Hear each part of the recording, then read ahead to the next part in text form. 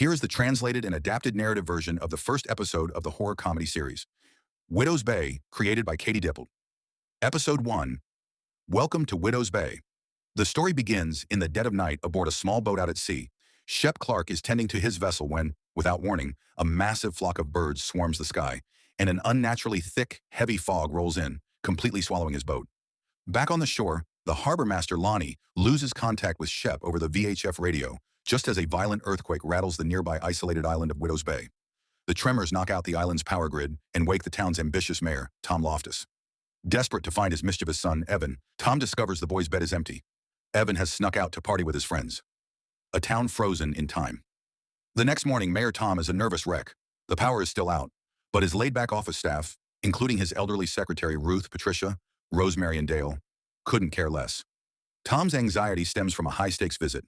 A prominent journalist from the New York Times, Arthur, is arriving today to write a feature on the island.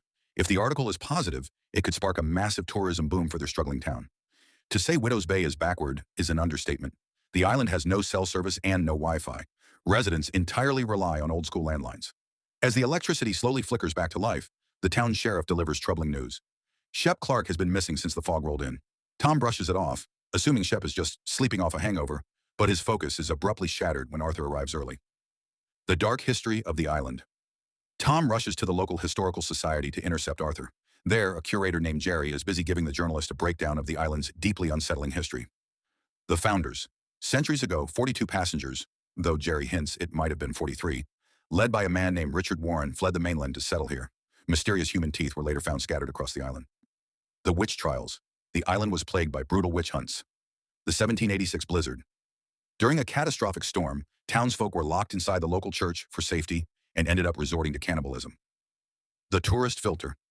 Terrified that this gruesome folklore will ruin his article, Tom aggressively downplays the horror, hands Arthur a heavily curated map of safe tourist spots, and sets a dinner date for 7 p.m. at Salty Lake, the town's only decent restaurant. She is waking up. Back at the office, the supernatural paranoia intensifies. A panicked local named Vic bursts in, claiming the fog stole Shep and that a historic malevolent phenomenon is restarting. Vic demands Tom sound the town's emergency alarms, shouting that the earthquake means she is waking up. Tom, terrified of looking crazy in front of the journalist, fakes a phone call claiming Shep was found safe. Later, Vic forces Tom and Patricia to listen to the island's hidden truths. According to Vic, the supernatural fog acts in terrifying stages. Stage 1. The victim's eyes turn completely milk white. Stage 2. All 5 senses fail, and severe delusions set in. Stage 3. Vital internal organs shut down, leaving the victim in a zombie-like, revenant state. Vic references the ominous disappearance of the SS Mary in 1873, claiming a corrupt former mayor turned off the lighthouse to intentionally wreck the ship and steal the captain's 16-year-old bride. Tom dismisses Vic as a conspiracy theorist. The curse of the shore. The argument is cut short when a frail, elderly-looking man stumbles into the restaurant and collapses. It's Shep Clark. He is rushed to the hospital and heavily sedated.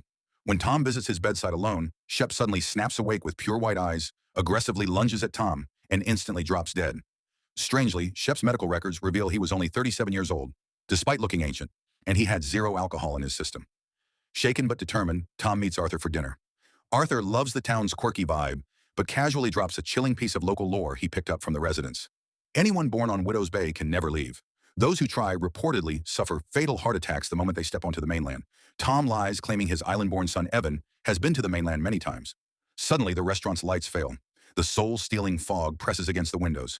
Panic erupts as Tom physically blocks terrified patrons from escaping into the mist.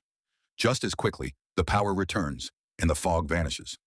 Arthur laughs it off as an elaborate, spooky tourist stunt orchestrated by Tom. The episode ends with a chilling descent into a hidden underground chamber beneath the town, revealing a heavy metal door facing a sinister, old-fashioned restraint chair.